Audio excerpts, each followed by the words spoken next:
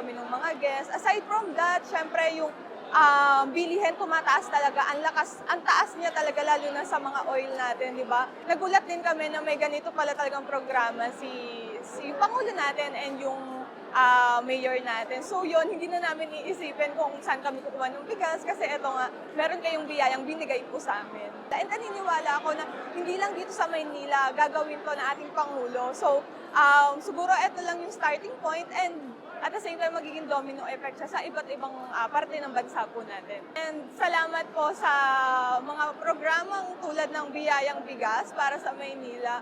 Kahit papaano po natutulungan nyo kami and nalilesen yung problem na meron po kami. Ang unang problema namin dito ay nasa public transportation kami. Talagang ang problema namin yung naging time mystery na yung cost ng fuel diesel natin ngayon. Kaya medyo yung kinikita namin ngayon ay medyo even Steven lang, tabla-tabla lang kung baka sa anuman, tataas ng crudo. Alam ko ito, balita ko hanggang 6 na buwan yata itong supply na ito. Talagang napakaraming tulong sa amin, lalo yung mga aming drivers na medyo isang kahit isang tuka rin, talagang malaking tulong na ito nila sa amin. Maraming salamat po, Pangulong Bongbong Marcos sa yung mga malasakit sa mga kapwa natin Pilipino. Itong biyayang bigas na to ay napakalaking tulong. Ganon din ang ating mga buting Yorme sa lungsod ng Manila. Maraming salamat Yorme at hindi mo nyo kami pinapabayaan. Kasi unang-una, apektado talaga lahat. Dahil sa pagtaas ng mga bilihin, lahat. Pamasahe, gas, lahat na, pati tubig, pati kuryente, lahat. Yan. Sobrang hirap po talaga, lalo na po agad sa bahay. Tapos yung oras mo, tapos 4 days lang kami ginawit. Pagkat sa bahay, mas magastos po talaga. At katulad ngayon, malaking bagay na rin. Katulad ngayon, bumababa, may rollback ang gasolina. Medyo bumababa ang ano. Tsaka ngayon, may libreng bigas.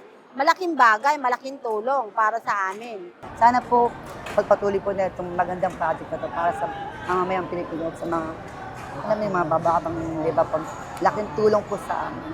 Thank you po talaga. Kaya BBM, pagpatuloy nyo lang po, pagbigay nyo ng ayuda sa mga mamamayan natin. Pilipino. Hindi kami, nagkakaisa kami lahat para sa'yo.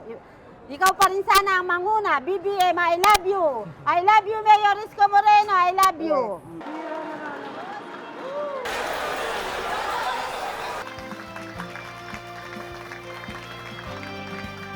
Nandito po tayo upang witnessin yung pagbigay natin ng biyayang bigas. Ito ay nandito sa Maynila.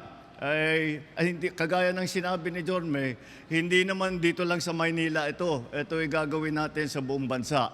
Kaya ginawa po namin ay gumawa tayo ng programa para nga tiyakin na lahat ng ating mga kababayan ay kahit papaano may kinakain.